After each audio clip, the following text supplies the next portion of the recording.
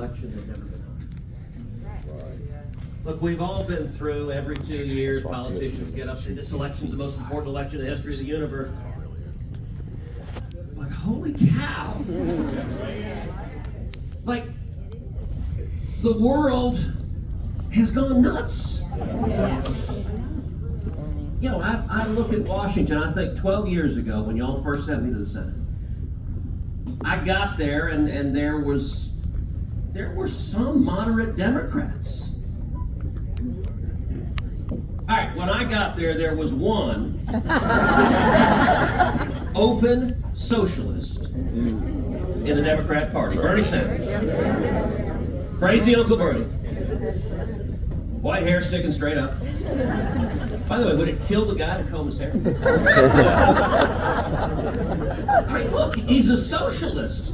He can just take your comb. Can you just delete your combs? But he was the only one. And all the Democrats, they'd be like, no, we're not socialists. We're not with him. They're all socialists now. Every one of them. Look, Donald Trump got elected president in 2016 and he broke the brains of the Democrats. And they just went to crazy town on every single issue. They already live there. They've owned it, they've set up permanent residence there. I mean, it is, all right, on every issue, the border. We know the border well.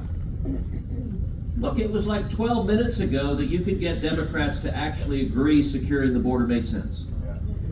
Go watch old speeches from Joe Biden, from Chuck Schumer, from Barack Obama, from Hillary Clinton. They all talked about securing the border. We've never had a president in our nation's history do what Joe Biden's done. None. By the way, I will say, Joe Biden did something that I actually thought was impossible. He made me miss Barack Obama.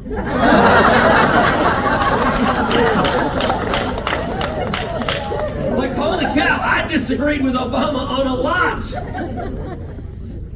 But you know, when it came to immigration, Obama, by and large, followed the law. He actually deported millions of people. Remember the left got mad at Obama? They called him the deporter-in-chief. What Biden has done has never happened in the history of the country, that when someone is apprehended, they just let him go. They just turn around and let him go. Our Constitution is not meant, it is not built for an executive who just utterly ignores the law. That's never happened. Look, you look at issues like defunding the police or abolishing the police. 5 years ago, if I'd have stood up and said the Democrats want to abolish the police, people would have said, that's just nuts. Come on, don't be using that kind of extremist rhetoric. Joe Biden has nominated not one, not two, but three of the leading advocates of abolishing the police to senior positions of the U.S. Department of Justice. When all three of them came to the Senate floor, you know how many Democrats voted against them? Zero. Not a single one. You look at things like judges. Barack Obama put some terrible judges on the bench. But I've spent the last 4 years longing for Obama judges. They were just radicals. These people are nuts. Like, Biden is going out and seeking judicial nominees. Now, I will say at hearings, I do occasionally try to gently question them.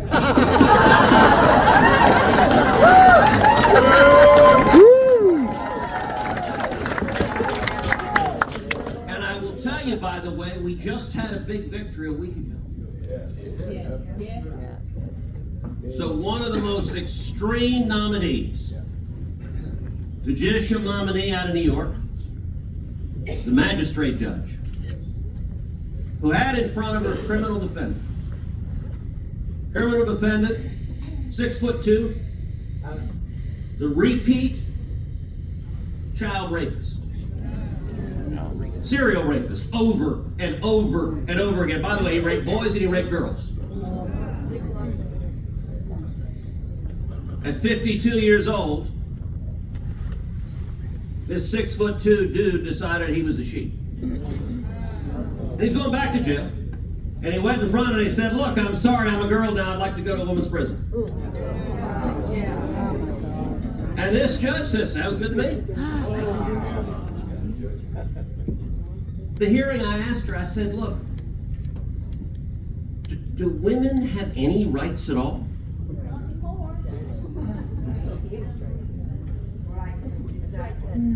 You know, I asked, how would you feel if it was your sister, or your daughter, or your mom, who, God forbid, had committed a crime, was in jail, and she discovers her cellmate is a 6'2" dude who's a child rapist? Well, we had the markup last week on the vote, and it was expected to be just a party line vote. And I lit into the Democrats. I'm like, what is wrong with you? I said, look, I recognize you guys all represent bright blue states, but I don't care what state it is. I don't care if it's New York or Vermont or New Jersey or Connecticut or Rhode Island or California. Those are the Democrats on judiciary. I said, I promise you, in any one of your states, go get a group of your citizens together and say, hey, 6'2" dude, serial rapist. Good idea to put him in a women's prison. I said, I promise you they don't want that. By the way, the day of the markup, the news broke, but you know where he was sentenced, by the way? He was sent to Fort Worth, Texas. This New York judge sent him to a women's prison in Fort Worth, Texas. The day of the markup, the news broke that he had been put in administrative segregation for waving his genitalia around at the women. I do have to admit, as an aside, my dear friend Mike Lee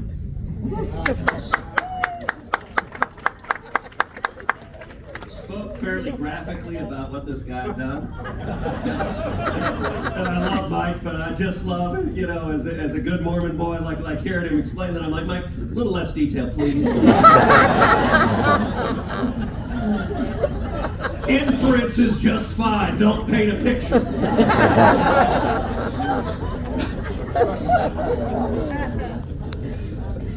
But we go to the vote.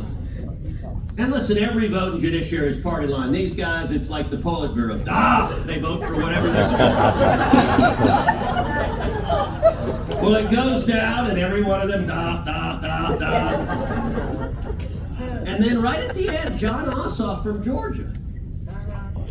No. Yeah. Woo! He's a far left guy. And Dick Durbin, the chairman, his head goes.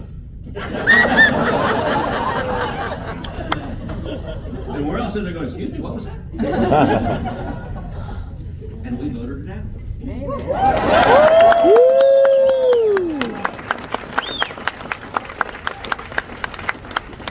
The Democrats did not expect that. I think that illustrates, look, they've gotten so crazy. What we've got to do is real simple. We just got to tell people the truth. Yeah. Amen. Yes. Come on. You know, there's a simple dynamic in politics. Conservatives win when we effectively articulate what we believe. Yes. And liberals win when they effectively obfuscate what they believe. Now, I am really, really glad I'm not a Democrat.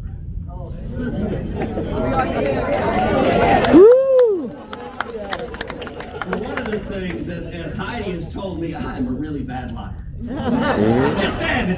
It's not in me. I'm not wired that way. And if you're a Democrat, look, you want to wonder why Democrats are so unhappy?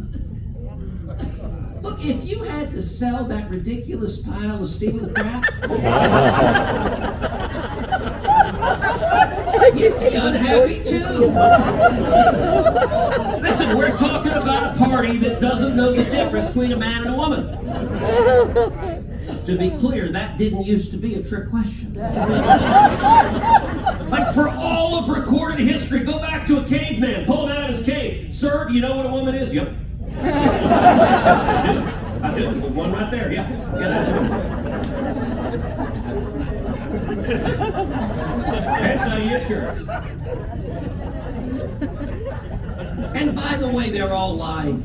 Every one of them knows they're lying. All right, I can prove it. I can prove to you right now that Joe Biden knows what a woman is. He only sniffs the hair of girls.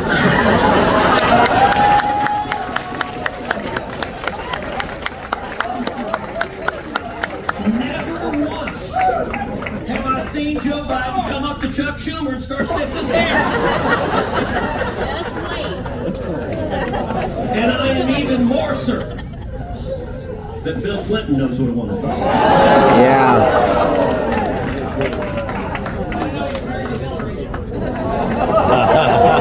Oh. It was about Hillary.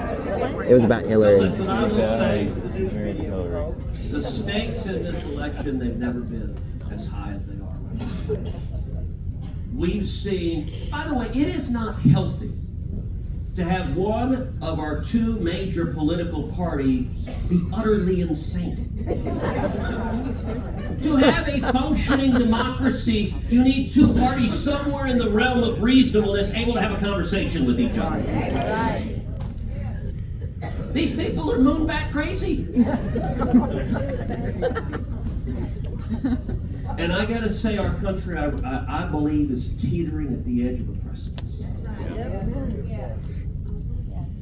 Look, by the way, how do you correct it? The only way to correct it is have an absolute clobbering in November.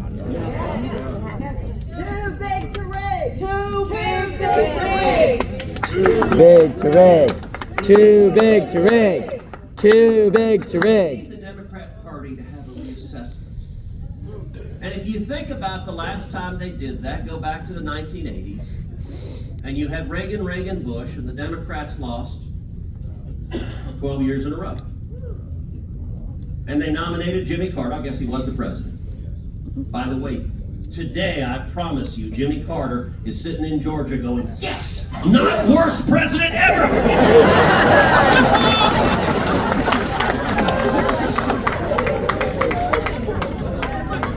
But they started with Jimmy Carter. He's more cognizant. Then they went to Walter Mondale. Now you remember Walter Mondale in the course of the debates. He was the last president who, like Joe Biden, said he was going to raise taxes. You remember the debate, Mondale standing on the debate stage said, both of us here are going to raise taxes. The difference is, he won't tell you, I just did. Mondale lost 49 states. And by the way, after that, if you remember, after he lost 49 states, he ran for Senate in Minnesota and lost. And I have to admit, as soon as that happened, I said, hot diggity damn, that makes 50. Yeah. He was the only one he'd won. And then he went and lost that one too. By the way, it's a great political bar bet, which I've asked people all the time, who's the only major candidate in history to lose statewide in all 50 states? And if you phrase it that way, the answer is Walter Mondale. Nobody gets it because it's over 2 elections. But that was Mondale. And then in '88, they went with Michael Dukakis, who really looked cute in the tent. And to be clear, after getting clobbered 3 times in a row, what did the Democrat Party do? Said, we need to reassess. And they moved to the middle, and they nominated Bill Clinton. And I was not a Bill Clinton fan, but Bill Clinton seems positively sane compared to the lunatics in Washington right now. Yeah. If you want to see this country move back to normalcy, what has got to happen is the Democrats have to get clobbered. They need to lose the White House. They need to lose the Senate. They need to lose the House. Woo!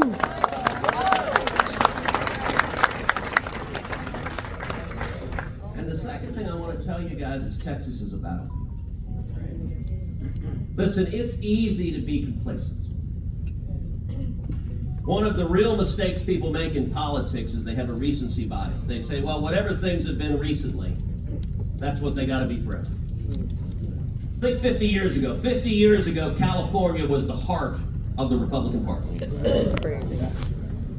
It had given us Richard Nixon and Ronald Reagan. It had voted Republican in 6 consecutive presidential elections.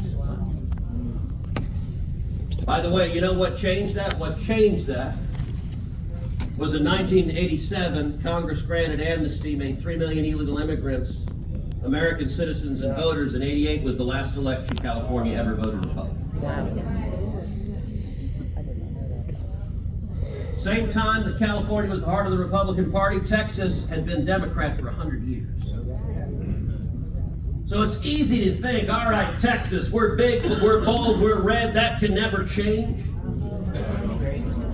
It can change, and it can change fast. And let me tell you, the forces of evil have set their targets on Texas. All right, think back to COVID. COVID, imagine how different COVID would have been without Texas and without Florida. Like, these idiots would still be shut down. Look, in the Senate, Bernie Sanders still walks around with a damn mask on. When I see Democrats doing that, I'm like, hey, that's great, but it's not working. I can still hear you.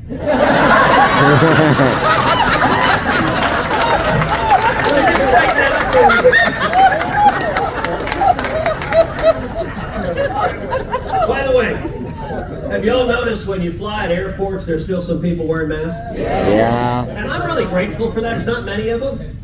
But it's self-identified. I'm like, yeah, you're a crazy person. Yeah. I appreciate no, I'm just going to give you a live hurt. Please don't let put sharp instruments in this person's hand. Grocery stores too. Yeah. But it's self-identified. Look, Anywhere in if public. it weren't for Texas and if it weren't for Other Florida, people who still wear masks in their cars. we are saving this country. And by the way, I love the competition with Florida. I think it is healthy. When I talk to Florida leaders, I say, you know what? You keep trying to kick Texas's ass. And you're going to lose. Yes. But I want competition. I don't want us to be complacent. I want you to say, all right, we can go even farther to be a better environment for jobs and small businesses and opportunity. We're going to go even farther because you know what? That'll make Texas better, and we'll make you better, and together we'll make the whole country better.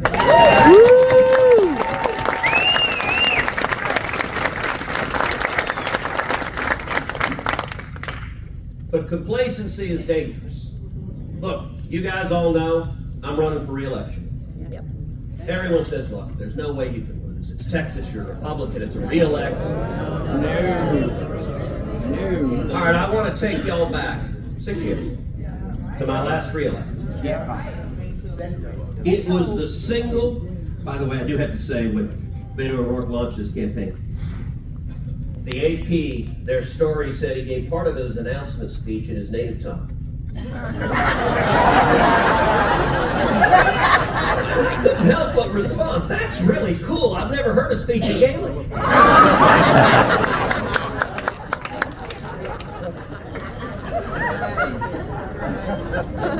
But that race, my last re-elect, was at the time the single most expensive Senate race in U.S. history. We were outspent 3-1. And I want you to focus for a moment on what happened. The Democrats more than doubled Democrat turnout in the state of Texas. They drove Democrat turnout from 1.8 million all the way up to 4 million.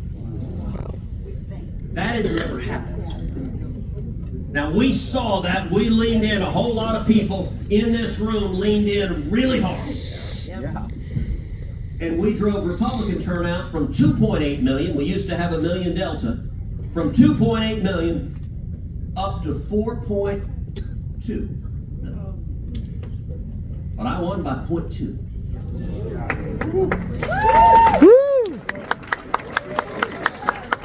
I won by 200,000 votes out of more than 8 million votes cast. Wow. 2.6% was the margin. That's low. That is why Chuck Schumer has made explicit I'm his #1 target. And I'm going to tell you, they're going to spend between $100 million and $150 million this year trying to beat you.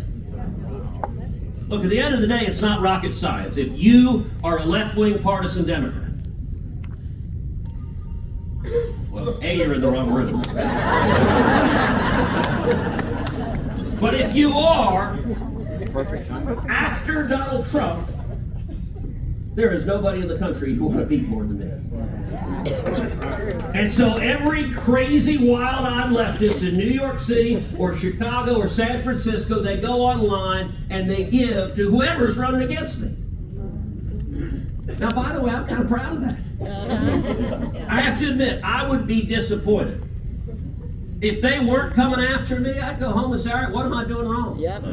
Good job. Good job. And by the way, y'all all know my dad. Yep.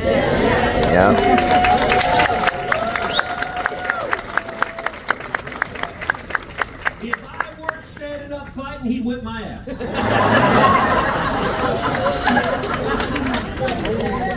And it is a little depressing that between my dad and Heidi, I'm at best third in the family.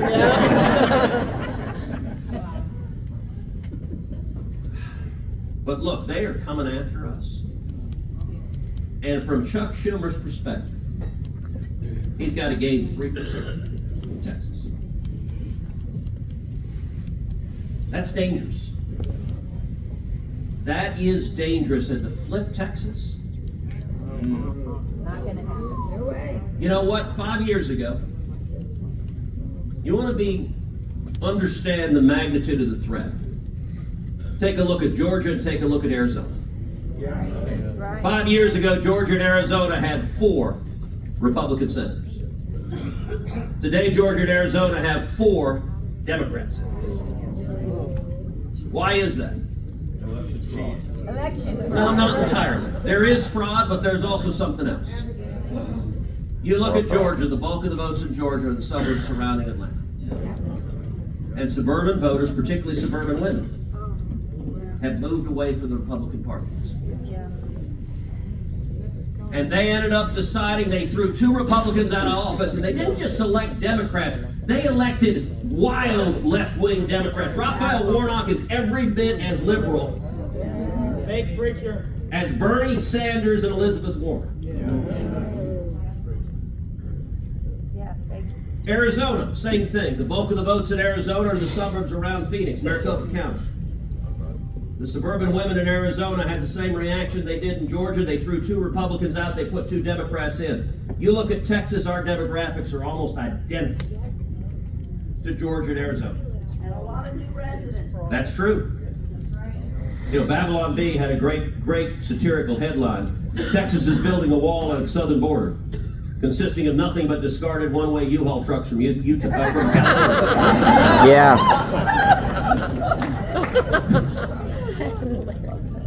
People think of our state as a rural state, and we got a lot of rural areas, but you know what? Texas is one of the most urban and suburban states in the entire country. We have 4 of the 10 biggest cities in America. There's no other state in America that does. Wow. You look at the basic math of a statewide election in Texas, 25% of the votes in Texas are in the Houston media market. 25% of the votes in Texas are in the DFW media market. That's 50, right there. You throw in San Antonio and Austin, you get to about 68, 69%. Our demographics, we've got a lot of the same voters, and I see a ton of Republican women here. Yep. Yes, sir.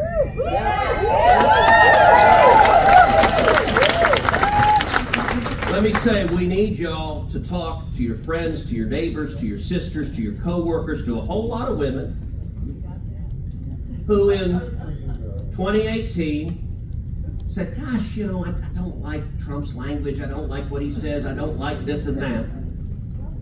And you know what? Then Joe Biden came in and had open borders, and suddenly they got an MS-13 gangbanger moving into the neighborhood and their kids are at risk. And they got to ask, how much exactly do you dislike mean tweets?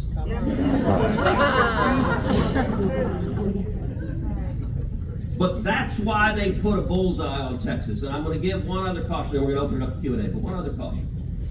Look, this convention has been awesome. Woo!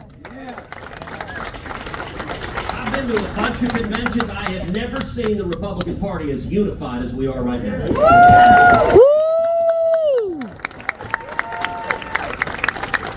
I'm doing all these media interviews. These reporters are asking me. The party is so unified. And they stamp their little Marxist feet.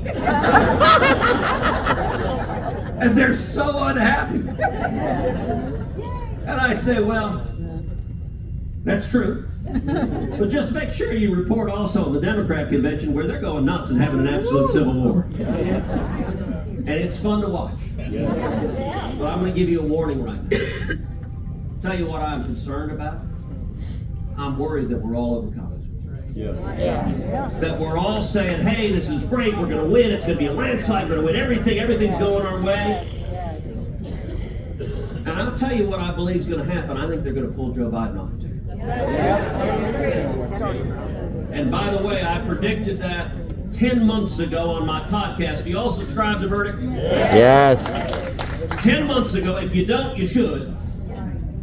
Because I do it to give you information to go out and fight when you're talking to your friends and neighbors. But 10 months ago, I predicted it. I right now put the odds at north of 80%. That they pull Joe Biden off the ticket. And if they do, I believe they will replace him with one or two people.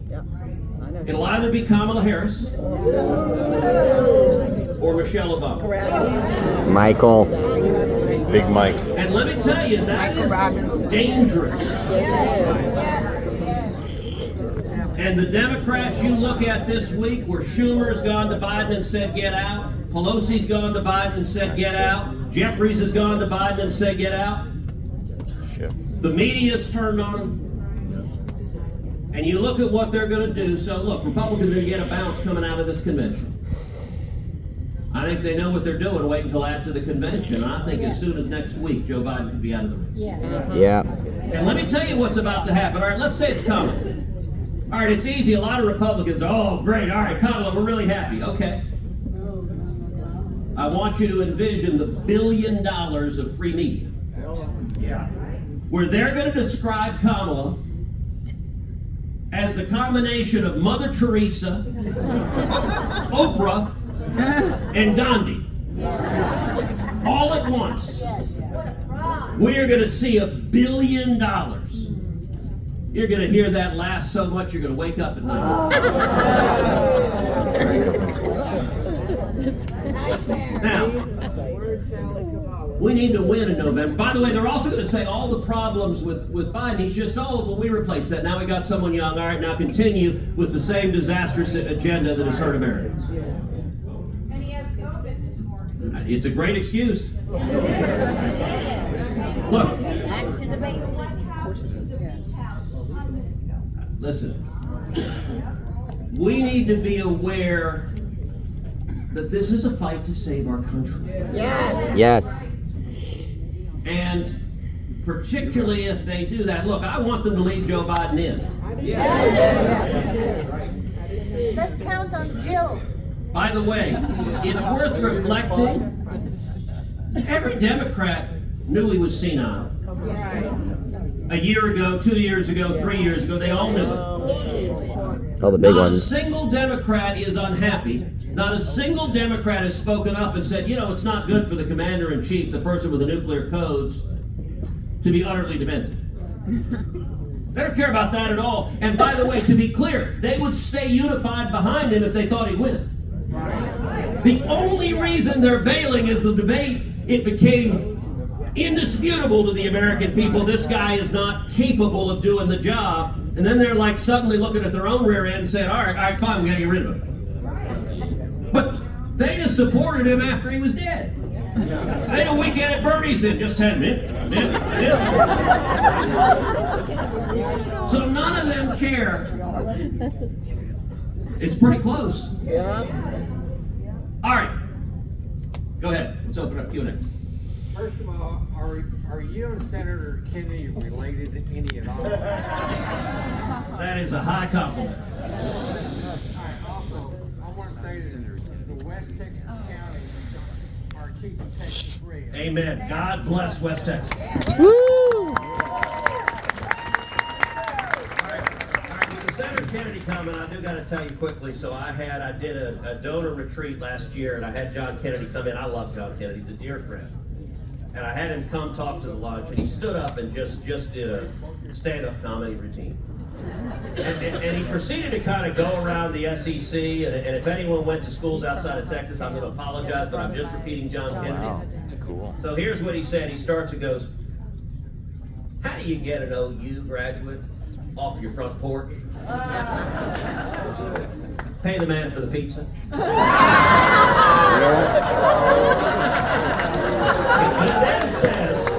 He then says, and look, I'm going to offend a lot of people, but I'm just repeating John Kennedy. He then says, "What do you call a genius in Georgia?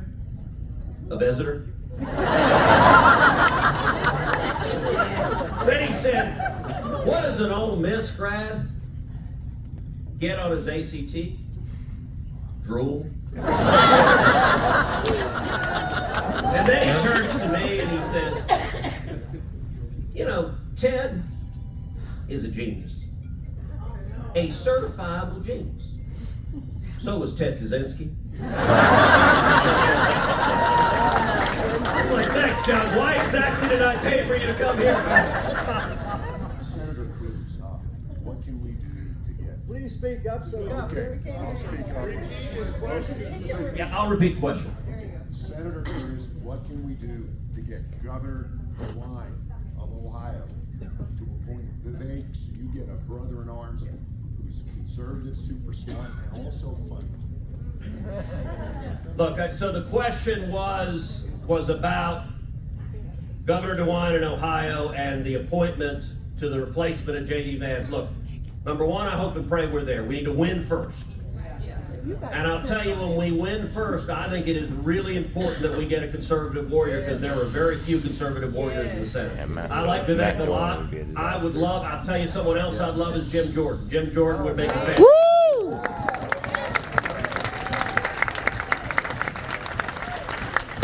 But I will say this, let's win first. All right, go ahead. Awesome. I'm so thrilled that you're here today. So I am so concerned about our January 6ers. Yeah. Really. Yes. What was done to them could be done to anybody. Yes. Yes. For many reasons. My government breaks down doors of our citizens in the middle of the night. Yep. And literally, I lie in bed at night afraid. Yep. And I do you are a too. brilliant mind. You're super effective. Please, what are you doing to rescue them? Look, it is a great question, and what has happened, the question was about the abuse and persecution of the January 6th prison. Because they're still arresting people. And listen, you're right, they are, and there are many things that have been horrible under the Biden administration, but few have been as consequential as the politicization and weaponization of the Department of Justice and the FBI and the entire federal government. Amen. And it is profoundly dangerous. Now look, not a single Democrat cares about it, so we've had 0 hearings in the Senate because Dick Durbin won't hold hearings and no Democrats will hold hearings on this. My view is real simple when it comes to what happened on January 6th. If you committed an act of violence, if you assaulted a police officer or anyone else, you should be prosecuted. And that's true, by the way, for anyone. I don't care what your politics. If I agree with you or disagree with you, if you commit an act of violence, you should go to jail. But if you engaged in peaceful protest, as thousands and thousands of people did, it's protected by the First Amendment. And what the Biden DOJ is doing is using January 6th to target and persecute thousands of people who engaged in peaceful protest. It is wrong and it is an abuse of power. Now I'll tell you, the only way to fix it is win in November and have Donald Trump end it. That is the only, and to be clear, all right, look, when you are in the minority in the Senate, you can't convene hearings, you cannot move legislation on the floor. What you can do is shine a light. And so I try to shine a light, doing the best I can. I'll point out, I wrote an entire book called Justice Corrupted, How the Left Has Weaponized the Legal System, that lays out exactly what has happened. We need to take it on and we need to turn it around. And by the way, when Trump wins in November, when we show up in January, the work is not done on election day. You got to put people in office who know how to take on the deep state and clean out the corruption that is weaponized throughout the state. All right, let's do two more. Gentlemen. Thank you for being here. First of all, I want to thank you for having a former member of my team, Cole Hutchins, serves as an intern on your Senate Judiciary Committee. And one of the questions I'm being asked a lot is about J.D. Vance. So I'd love to know what you can tell us about Senator J.D. Vance, the vice president pick. And a lot of that question revolves around the pro-life issue. Because a lot of eligible voters are getting swayed by, the fight for reproductive rights. So J.D. Vance, and how do we respond to that reproductive rights issue? Look, I will say JD's a friend of mine. I like JD. I campaigned all over the state of Ohio for JD. We barnstormed the state of Ohio. I was very glad he won. I think he's very talented. And JD, by the way, has an amazing personal story. You look at his personal story, growing up in Appalachia, growing up in poverty, coming out of that to serve in the Marines. He volunteered to defend this country. Going on from there to Yale Law School and not coming out a communist, that is not easy. Going on to a successful career in business. I think JD is very talented. I'll tell you, listen, I think you're going to see lots of, I've had reporters say, what about JD's views on X, Y, or Z? I'll tell you what I tell all of them. I say, you know what? Donald Trump will be the president. And every wild question you come up with about what horrible thing is going to happen, we don't have to hypothesize. Because Donald Trump has already been the president. And so when they say Trump is going to be a crazy dictator, you say, you know what? He was president 4 years and he wasn't. And by the way, if you look at the economy, it was booming and the border was secure, people were doing better. And so my view, at least for me, I'm not interested in going down a rabbit trail of whatever tweet J.D. Vance might have said. This is an election about re-electing Donald Trump as president. So my advice is focus on that and focus on Trump's record. All right, let's do the last question right here. So I'm actually asking this question for farmers and ranchers. Oh, good. They're under attack for the vaccination of their animals. Yeah. As well as the water rights and what type of seeds they have to use and whether or not we can use those same seeds. So my concern is this slow creep of what's happening in our food supply. The way that they're degrading the quality of our meats, and all these farmers trying to survive by going local. What do you see about a way that we can protect this process until we get Trump in office? Because this is happening rapid fire. Yeah. Look, there is an absolute assault on rural America. And farmers and ranchers, to be honest, look, it's rural America that is saving Texas right now. Absolutely. Woo! And let me give some specifics on that. I'm going to go back to your comment before, back to 2018. I want to break down some numbers of how we won. So 2018, what we saw happen is the big cities, we saw a massive surge in turnout, and they were bright blue. The suburbs, now historically the suburbs have been Republicans. They've been red donuts surrounding our cities, and it was the suburbs that kept Texas comfortably, reliably Republican. The suburbs turned purple in 2018. They didn't turn blue, but they basically were 50-50. They basically were a wash. And we were looking at the numbers. We are obsessively data-driven and metric-driven. We're looking at the numbers and we're seeing this happen. We're like, all right, we got to do something to counterbalance. So what we did, if you'll recall, in 2018, we did a 50-stop bus tour all around Texas, and we focused very heavily on rural areas. We did a ton of stops in East Texas, West Texas. Remember, 2 weeks before the election, we had a big rally, a couple thousand people up in Pampa, Texas. Yeah. And the Dallas Morning News, Todd Gilman, a very liberal reporter, writes Dallas Morning News. He wrote a big article in Dallas Morning News, said, what on earth is Cruz doing 2 weeks before the election in Pampa, Texas? Well, fast forward to election night. Our election night, when the polls closed, if you remember, when the minute they closed, I was down 5. You want to talk about a tense time. Those of y'all that were at our election night party, you're looking at down 5. It was there were some things clenched pretty tight. You could turn coal into diamonds.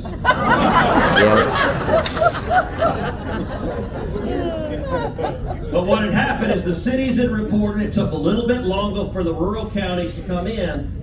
And East and West Texas, number one, we drove up turnout in the rural counties. Now, historically, rural counties don't vote a lot in off-cycle election. If it's not a presidential election, they tend to stay home. So we were ringing the bell saying, look, if you stay home, Texas is turning blue. You're going to lose your state if you don't come up. So we drove up turnout. I said, do you really want the future of the state of Texas decided by the People's Republic of Travis County? You know, I asked them up in the Panhandle, I said, how many of y'all ever heard of Hippie Hollow? It's amazing how many had. I mean, and I said, you ever notice at a nude beach the wrong people are always there? You're like, oh please, no, cover that up, come on. I just had breakfast. But we drove up turnout, number one, but number two, our margins in 2012, I won East and West Texas 70-30. Woo!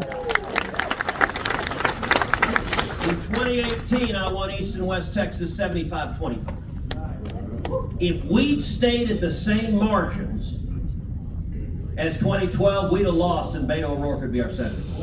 Ooh. So, that was critically important. Now, I'll say this. This election, I think, is going to be very different from 2018. It's a presidential, not an off-cycle. This is less a turnout race, although it is a turnout race. It is also a persuasion race. I think we're going to see massive turnout. Donald Trump is going to turn out a ton of people. By the way, I think every voter who shows up, Trump is going to turn out. Joe Biden's not turning anybody out. But there are going to be millions of people who show up because they love Trump, but understand there are going to be millions of people who show up because they hate Trump. And so I think this cycle is a persuasion election that those voters who had been Republicans, who moved away, we got to go and say, look, how's this working out? How's this record of the last 4 years been? How's your life? Classic question in every election. Are you better off today than you were 4 years ago? And unless you happen to be a big tech billionaire or a Mexican drug lord, by the way, if you are, you ought to vote Democrat. It's been very good for them. But for everyone else, it's been terrible. And so we've got to make that point as a persuasion point. When it comes to rural America, listen, I think we need to get to Election Day and bring people in an administration that don't have a hostility to farmers and ranchers, that understand that when you order your food, it doesn't miraculously just appear at Wendy's. I will say, 2018, I was campaigning at a barbecue restaurant. I campaigned at probably 1,000 barbecue restaurants. And PETA showed up and they were protesting out front. I thanked them for being there. I asked if I needed to disclose it as an in-kind contribution to my campaign.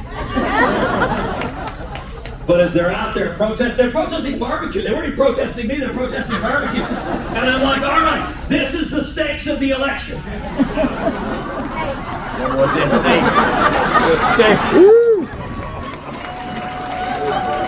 And you elect these lunatics, and they're going to ban barbecue and mandate tofu for everyone.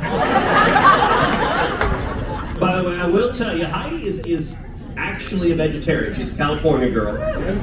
And my in-laws are vegetarian. They live in California. They're very confused. Heidi brings home this Cuban Texan carnivore. We go out, we do a family vacation, we go out on Lake Powell, it's a beautiful lake, we're out on their houseboat, and they bring all like vegetables and stuff. And my father-in-law looks at me and he brought a giant salami and he throws it to me and goes, here, Ted, this should take care of you. And for the weekend, I just cut a piece of salami and like that, whatever else they have. First Christmas dinner I go to. All right, a vegetarian Christmas dinner is just like any other. But they never bring the entree. You keep looking, go, wait. And I do tell my father-in-law, I say, listen, I appreciate what you're saying. every animal I eat is a vegetarian. That's right. Yeah. All right.